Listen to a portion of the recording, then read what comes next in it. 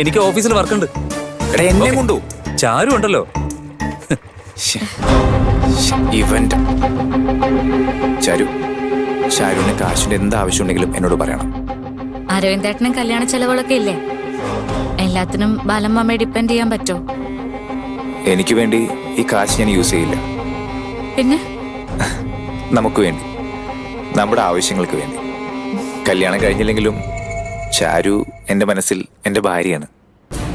അയ്യോ, അരവിന്ദേട്ടൻ എന്തൊക്കെയാ പറയുന്നത്? സത്യമായി ചാരു. ഞാൻ പോയിക്കോട്ടെ അരവിന്ദേട്ടൻ. അയ്യോ, എന്നെ വഴിയിലാക്കിട്ട് പോവാനോ? ആ ജംഗ്ഷനിലൊന്ന് ഡ്രോപ്പ് ചെയ്യ്. അയ്യോ, അത് മറന്നുപോയി. വാ.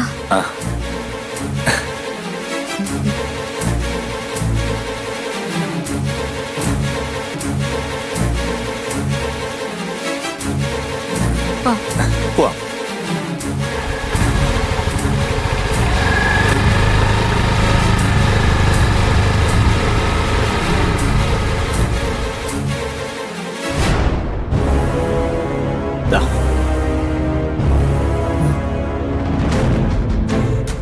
ഇപ്പൊ മൊത്തം 20 ലക്ഷം കയ്യിലായില്ലേ? ആ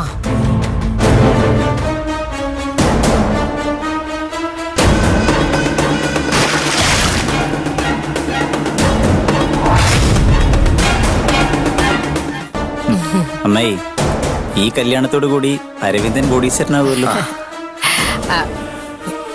നിവർത്തിയിടുണ്ടാ ബാബുക്കുട്ട. ഈ കല്യാണത്തിന് സമ്മതം പറഞ്ഞില്ലായിരുന്നെങ്കിൽ ഇവന്റെ കാര്യം എന്താവുമായിരുന്നു? എന്റെ മോന്റെ കാര്യം ഓർക്കാൻ ഞാൻ മാത്രമല്ലേ ഉള്ളൂ. ആ, എനിക്ക് എന്റെ മോന്റെ ഭാവി സുരക്ഷിതമാക്കണം, അത്രേ ഉള്ളൂ. ശരിക്കും പറഞ്ഞ ഈ കാശ് എന്റെ മോന് അവകാശപ്പെട്ടതാ. ഭാവിയൊക്കെ സുരക്ഷിതമാക്കിക്കോ. അതിനു വേണ്ടതൊക്കെ ദേ ഇതുപോലെ ഞാൻ റെഡിയാക്കി തരാം.